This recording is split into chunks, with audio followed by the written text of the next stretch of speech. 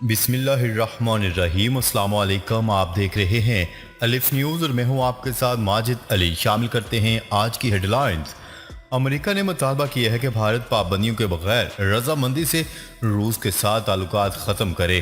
کانگریس کی متعدد سماعتوں میں امریکی وزیر خارجہ اینتھنی بلنکن کے بیانات میں یہ بات سامنے آئی ہے۔ اینتھنی بلنکن نے تجویز پیش کی ہے کہ ماسکو سے تیل اور ہتھیار خریدنے پر بھارت پر پابندیاں عائد نہیں کی جائیں۔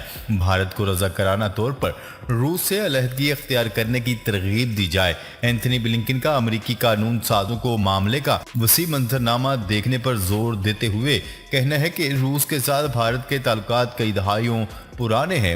انہوں نے یہ بھی کہا ہے کہ امریکہ کے کچھ ممالک کے ساتھ تعلقات ہیں جو روس کی رعایتی اجناس کی برآمدات سے فائدہ اٹھا رہے ہیں۔ امریکہ کا ایسے ممالک پر افرادی پابندیاں لگانا مناسب نہیں۔ Chairman P T I Imran Khan نے شریف اور زرداری خاندان کے خلاف وائٹ پیپر پیش کر دیا۔ ان کا کہنا تھا کہ یہ خود کو NRO2 دیں گے۔ انہوں نے اپنے کیسز ختم کرنے پر کام شروع کر دیا ہے۔ سابق وزیر اعظم عمران خان نے پریس کانفرنس میں کہا ہے کہ نون لیگ اور پیپلز پارٹی کی حکومتیں دو بار کرپشن پر نکالی گئی۔ پتہ چلنا چاہیے کہ مشرف کے NRO سے ملک کو کتنا نقصان ہوا۔ ان کی لوٹ مار کی وجہ سے ملک خسارے میں گیا۔ اب یہ NRO2 کرنے جا رہے ہیں، یہ خود کو NRO2 دیں گے۔ سعودی عرب نے پاکستان کے لیے $3 ارب کی واپسی کی مدت میں توسیع کر دی۔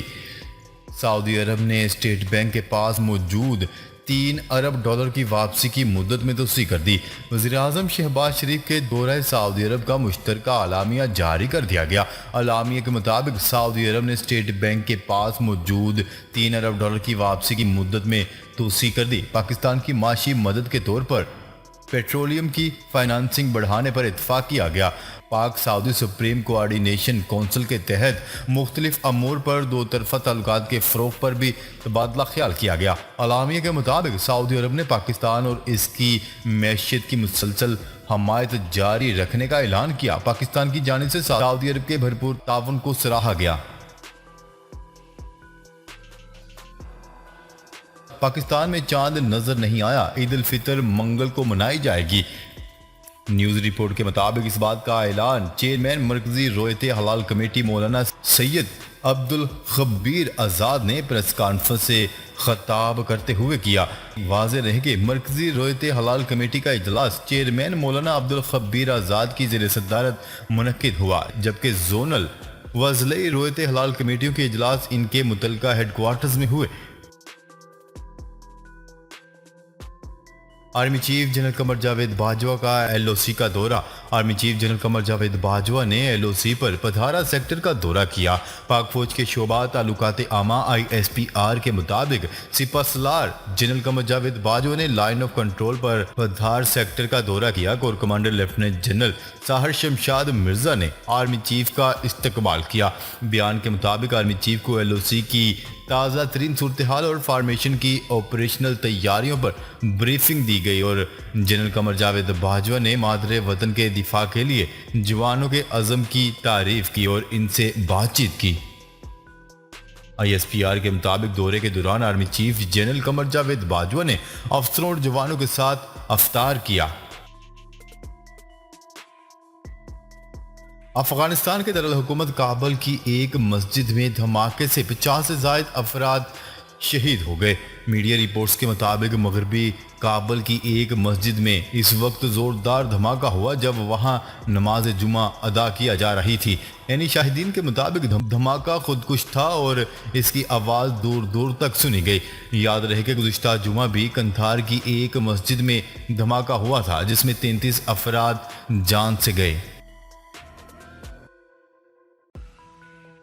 حکومت نے پیٹرولیم مصنوعات کی قیمتوں کو برقرار رکھنے کا اعلان کر دیا۔ نیوز رپورٹ کے مطابق وزارت خزانہ نے پیٹرولیم مصنوعات کی قیمتوں سے متعلق نوٹیفیکیشن جاری کر دیا۔ نوٹیفیکیشن کے مطابق پیٹرول کی قیمت 149 روپے 86 پیسے جبکہ ہائی سپیڈ ڈیزل کی قیمت 144 روپے 15 پیسے فی لیٹر برقرار، جبکہ مٹی کے تیل کی فی لیٹر قیمت 125 روپے 56 پیسے برقرار رکھی گئی ہے۔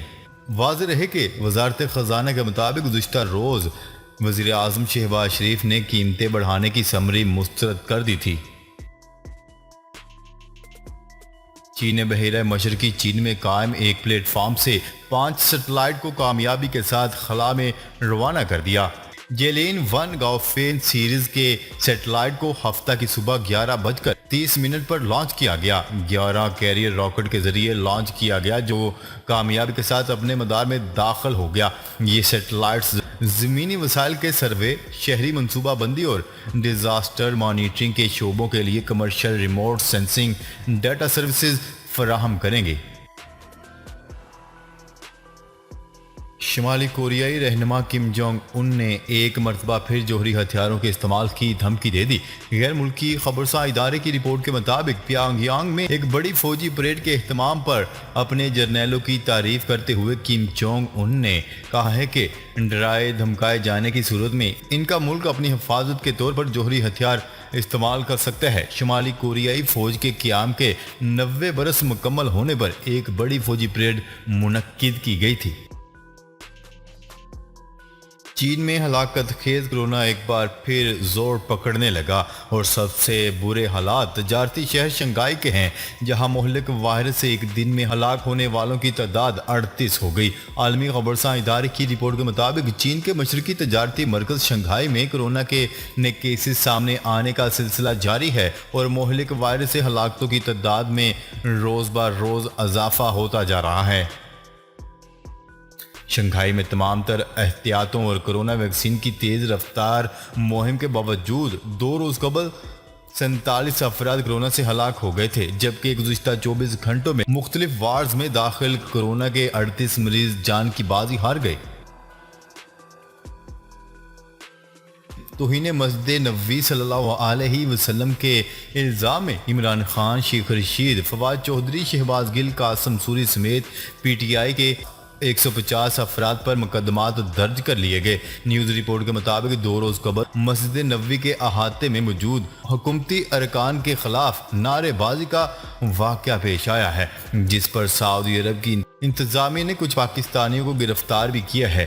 واقعے پر جہاں سعودی عرب میں کارروائی ہوئی، وہیں پاکستان میں پنجاب کے مختلف شہروں میں کچھ لوگوں کی درخواست پر تحریک انصاف کے چیئرمین عمران خان، سابق وزیر داخلہ شیخ رشید احمد، سابق وزراء، مرکزی رہنماؤں سمیت 150 افراد پر مقدمات درج کر لیے گئے ہیں۔ وزیر اعظم شہباز شریف نے گورنر پنجاب کو ہٹانے کی سمری صدر مملکت کو ارسال کر دی۔ نیوز رپورٹ کے مطابق گورنر پنجاب عمر سرفراز چیمہ کی الٹی گنتی شروع ہو گئی، کیونکہ وزیر اعظم شہباز شریف نے گورنر پنجاب عمر سرفراز چیمہ کو ہٹانے کی سمری دوبارہ صدر مملکت ڈاکٹر عارف علوی کو بھجوا دی ہے۔ اب گورنر پنجاب عمر سرفراز چیمہ کے پاس آخری 10 دن رہ گئے ہیں، کیونکہ نئی ایڈوائس کو 10 دن مکمل ہونے پر گورنر پنجاب خود ہی برطرف ہو جائیں گے۔ بجلی کی لوڈ شیڈنگ سے ستائی ہوئی عوام کے لیے اچھی خبر یہ ہے کہ حکومت نے عید الفطر کے 3 روز بجلی کی لوڈ شیڈنگ نہ کرنے کا فیصلہ کر لیا۔ ذرائع کا کہنا ہے کہ اس ضمن میں پاور ڈویژن نے ڈسٹریبیوشن کمپنیوں سے بجلی کی طلب اور رسد کی تفصیلات مانگ لی گئی ہیں۔ ذرائع کا یہ بھی کہنا ہے کہ پاور ڈویژن کی جانب سے تمام پاور جنریشن کمپنیوں کو مطلوبہ تیل اور گیس فراہم کرنے کی ہدایت کی گئی ہے۔ کویتی کمپنی نے پاکستان میں 75 کروڑ ڈالر کی سرمایہ کاری کا منصوبہ تیار کر لیا۔ اس حوالے سے پاکستان کویت انویسٹمنٹ کمپنی کا بھی ایک بیان سامنے آیا ہے۔ اپنے بیان میں chairman Pakistan Kuwait investment company کا کہنا ہے کہ کویتی کمپنیوں کی جانب سے پاکستان میں ایک ہائیڈروجن پلانٹ اور 2 سمارٹ شہروں کی تجویز بھی دی گئی ہے۔ روس کے یوکرین پر حملے جاری، حملہ آور فورسز نے اوڈیسا اور ماریوپول سٹیل پلانٹ پر شدید بمباری کی، جس میں متعدد افراد کے زخمی ہونے کی اطلاعات سامنے آئی ہیں۔ یوکرینی میڈیا کی رپورٹس کے مطابق یوکرینی صدر زیلنسکی کا کہنا ہے کہ روس کے 1000 سے زائد ٹینک اور 250 سے زائد جنگی طیاروں کو تباہ کر چکے ہیں۔ تاہم روس کے پاس ابھی بھی اتنا اسلحہ موجود ہے کہ وہ یوکرین کے خلاف کئی روز تک جنگ جاری رکھ سکتا ہے۔ भारत बांग्लादेश और श्रीलंका में चांद नजर नहीं आया, ईद मंगल को होगी। एशियाई ममालिक भारत बांग्लादेश और श्रीलंका में माह शवाल का चांद नजर नहीं आया, जिसके बायस इन ममालिक में भी पाकिस्तान की तरह ईद उल फितर मंगल 3 मई को मनाई जाएगी। भारतीय मीडिया की रिपोर्ट के मुताबिक रोयत हलाल कमेटी ने ऐलान किया है कि मुल्क भर में कहीं से भी माह शवाल का चांद नजर आने की शहादतें मौसूल नहीं हुई, इसलिए ईद उल फितर 3 मई बरोज मंगल को मनाई जाएगी।